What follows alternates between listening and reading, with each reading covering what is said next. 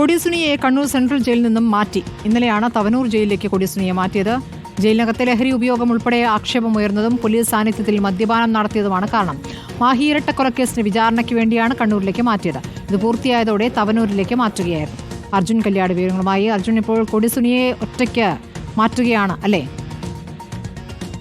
തീർച്ചയായിട്ടും സ്മൃതി, ഇന്നലെയാണ് കൊടിസുനിയെ കണ്ണൂർ സെൻട്രൽ ജയിലിൽ നിന്നും തവനൂർ ജയിലിലേക്ക് മാറ്റിയത്. മാഹി ഇരട്ട കൊലപാതക കേസിലെ പ്രതിയായിരുന്ന കൊടിസുനിയെ അതിന്റെ വിചാരണ നടപടികൾക്ക് വേണ്ടിയാണ് കണ്ണൂർ സെൻട്രൽ ജയിലിലേക്ക് മാറ്റിയത്. എന്നാൽ അതിനുശേഷം വലിയ രീതിയിലുള്ള ആരോപണങ്ങളുണ്ടായി. ചില ഗുരുതരമായിട്ടുള്ള പരാതികൾ ഉയർന്നു.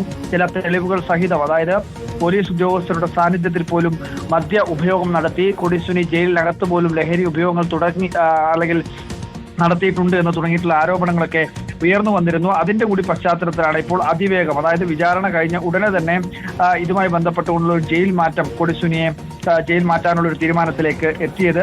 എന്തായാലും ജയിൽ സുരക്ഷയും ജയിലിനകത്തുള്ള മൊബൈൽ ഫോൺ ഉപയോഗം അത്തരം തുടങ്ങിയിട്ടുള്ള ആരോപണങ്ങളെല്ലാം അതിശക്തമായി നിൽക്കുന്ന ഒരു പശ്ചാത്തലത്തിൽ കൂടിയാണ് കണ്ണൂരിൽ നിന്നും കൊടിസുനിയെ തവനൂരിലേക്ക് മാറ്റാൻ വേണ്ടി തീരുമാനിച്ചിരിക്കുന്നത്. എന്തായാലും കൊടിസുനിയെ ഇന്നലെയാണ് കണ്ണൂരിൽ നിന്നും തവനൂർ ജയിലിലേക്ക് മാറ്റിയിട്ടുള്ളത്.